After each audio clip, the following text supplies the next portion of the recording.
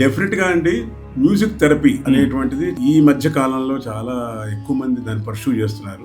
So మన దత్తపీఠం స్వామీజీ వారు, అప్పాజీ గారు, అంటే శ్రీ గణపతి సత్యనారాయణ స్వామి వారు చాలా దీని మీద పుస్తకమే రాశారు. వారు చాలా ప్రయోగాలు చేసి ఈ సంగీతంతో చికిత్స మ్యూజిక్ థెరపీ దీని మీద చాలా కార్యక్రమాలు చేశారు. బుక్కే రాశారు. చాలా మంది దీని మీద వర్క్ చేస్తున్నారు. అంటే మనకి డెఫినెట్ గా ఉంది సంగీతంతో ఈ హీలింగ్ ప్రాసెస్ ఉంది. అంటే మీ లైఫ్ లో మీకు ఎప్పుడన్నా అలా అయిందా? డెఫినెట్ గా అండి. నాకు కొంతమంది సజెస్ట్ చేశారు.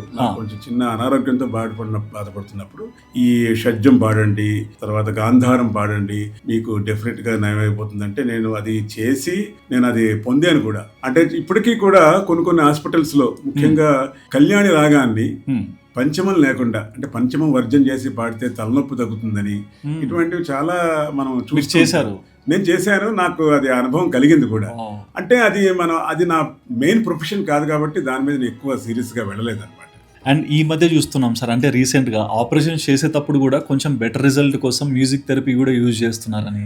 డెఫినెట్ గా అండి. సంగీతం వాడుతున్న వాళ్ళు, అంటే కొంతమంది ఫ్లూట్ వాయించే వాళ్ళు డైరెక్ట్ గా ఫ్లూట్ వాయిస్తుంటే అంటే కాన్సన్ట్రేషన్ ఈ పెయిన్ మీద కాకుండా ఆ రాగం మీద, దాని మీద పెట్టి ఆ సౌండ్ వాళ్ళ ఆ నాదాన్ని వింటూ తన్మయత్వం పొందడం వలన ఈ నొప్పి తెలియకుండా ఇది అయిపోతుంది, కాన్సన్ట్రేషన్ కొంచెం దాని సంగీతమే మళ్ళుతుందని చెప్పి ఇలాంటివి కూడా చాలా నేను చూశాను.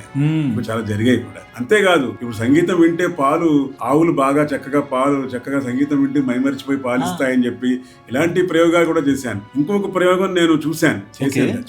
ఏంటంటే సంగీతం వినడం వల్ల, సంగీతం ఎక్కువగా ప్లే చేయడం వల్ల కొన్ని మొక్కలు బాగా పెరుగుతాయి.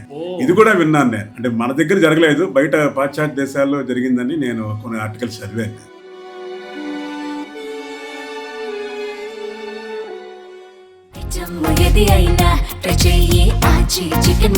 ఆచీ చికెన్ మసాలా